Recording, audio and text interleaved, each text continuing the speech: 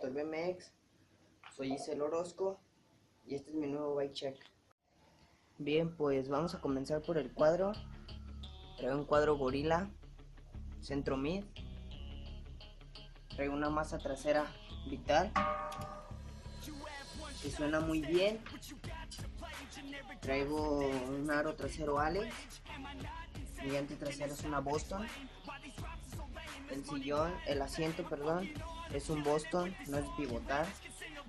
Mis palancas son Boston. Mis pedales son King. Mi avance es un Exposure. Mi cadena es de medio eslabón, es una cadena Boston. Mi manubrio es un BG Bike. Mis puños son Vital. Mi aro delantero es Alex. Mi masa delantera es Quanta. Mis pecs, mi pec trasero es Exposure. El delantero es Merritt. No sé si lo alcance. Mi tijera es una Samox. Mi tijera es una marca Samox. Mi masa delantera es Quanta. Ahí se ve. Se aprieta con llave.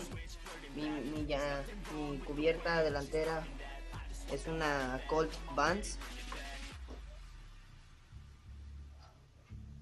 Y mi poste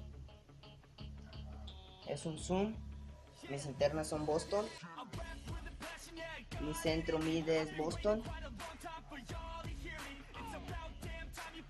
El cuadro es como les dije, es un Gorilla que están muy buenos. Viene con su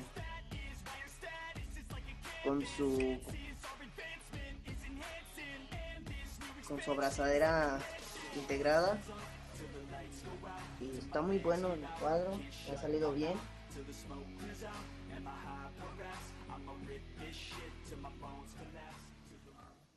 Eso es todo, banda. Visiten el canal, denle like y si les gustó el video, suscríbanse.